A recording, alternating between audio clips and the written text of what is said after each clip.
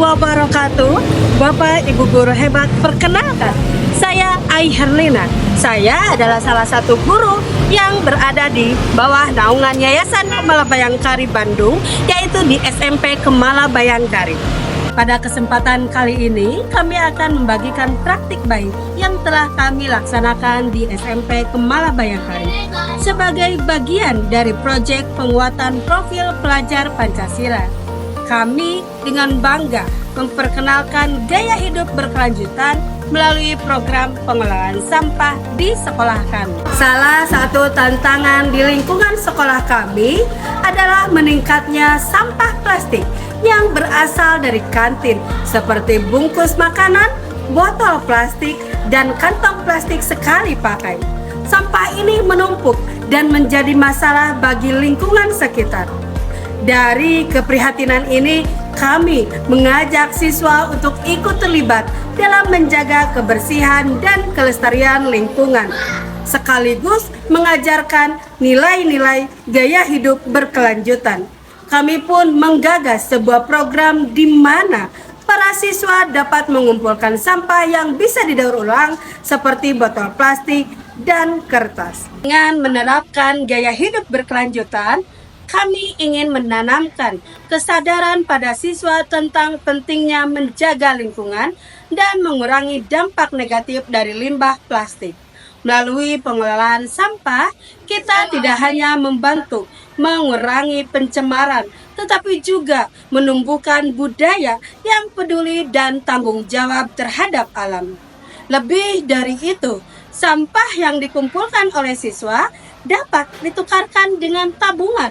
Tabungan ini nantinya dapat digunakan untuk membantu membayar SPP sekolah atau kebutuhan lainnya, memberikan manfaat langsung kepada siswa.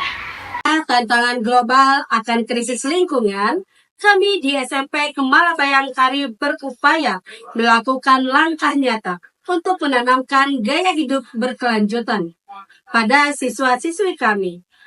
Terinspirasi dari visi pelajar Pancasila, proyek ini bertujuan untuk menumbuhkan rasa tanggung jawab dan cinta lingkungan pada generasi muda.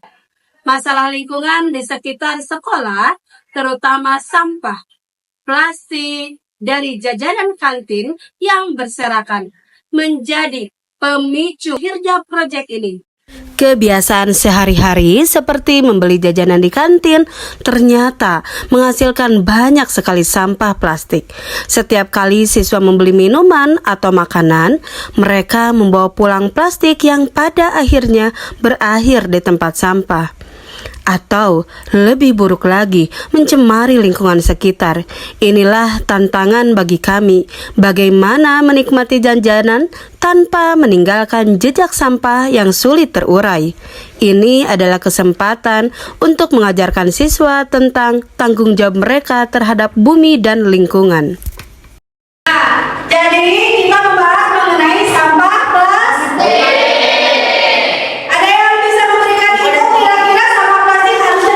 Diskusi dimulai untuk mencari solusi terhadap masalah sampah plastik.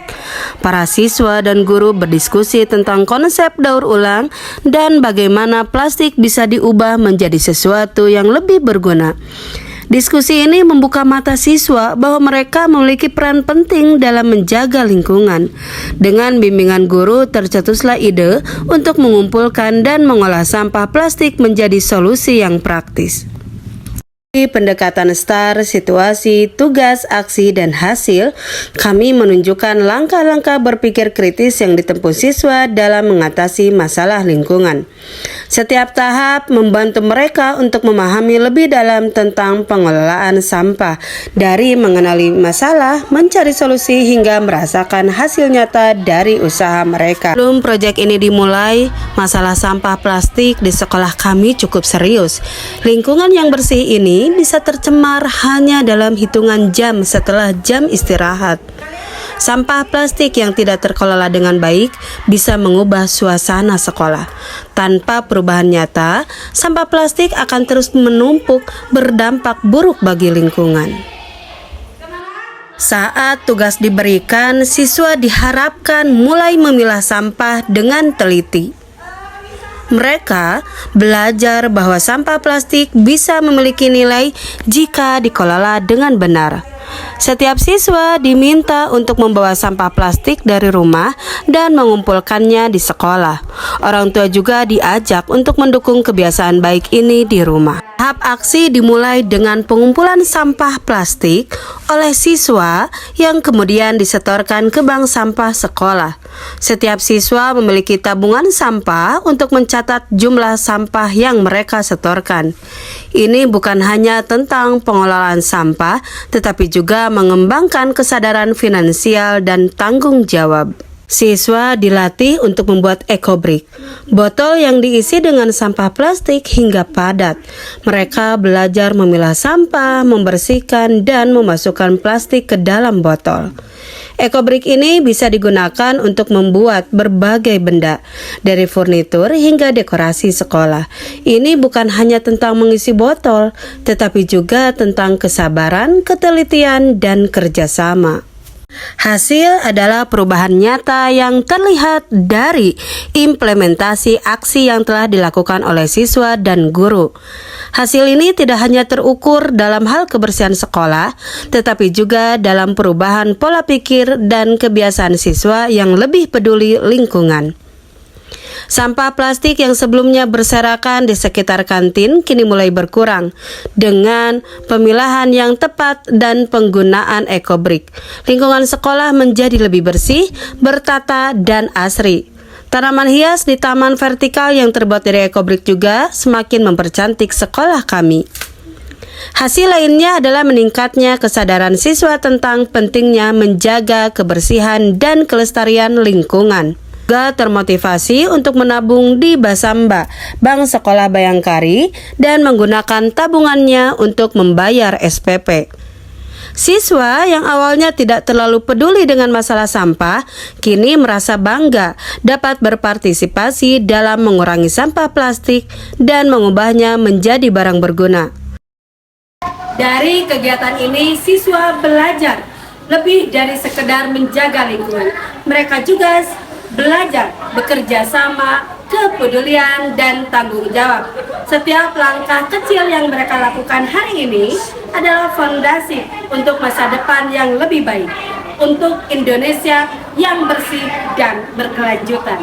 Pada kesempatan ini saya ingin apresiasi para guru dan juga siswa yang telah melaksanakan program P5.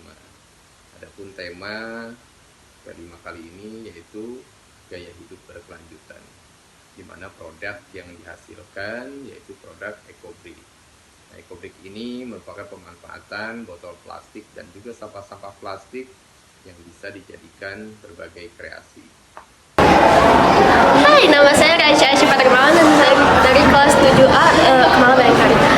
Saya merasa jadi lebih termotivasi. Saya senang bisa melakukan gaya hidup berkelanjutan dan lebih disiplin. Dengan adanya hidup berkelanjutan seperti ini, manfaatnya banyak sekali. Salah satunya bisa membayar SPP dengan memanfaatkan bank sampah anak-anak. Saya bermotivasi untuk berkreasi, misalnya kayak sampah kopi yang sachet-sachet itu bisa menjadi tas atau enggak barang sesuatu yang lebih bisa diberguna atau enggak di reuse. Program ekobrik dan sampah yang bekerja sama dengan bank sampah yang dilakukan oleh Bayangkari, saya nilai itu sudah sangat luar biasa karena itu pertama menanggulangi sampah yang terus meningkat di sekolah, kemudian mengajarkan anak-anak juga memanfaatkan sampah semaksimal mungkin. Proyek pengelolaan sampah di SMP Kemala Bayangkari bukan sekedar program lingkungan, tetapi gerakan untuk perubahan. Melalui penguatan profil pelajar Pancasila, siswa kami berupaya mewujudkan gaya hidup berkelanjutan yang tidak hanya menguntungkan diri mereka sendiri, tetapi juga lingkungan sekitar. Semoga langkah kecil ini menginspirasi kita semua untuk terus menjaga bumi dan menjadi generasi yang peduli lingkungan.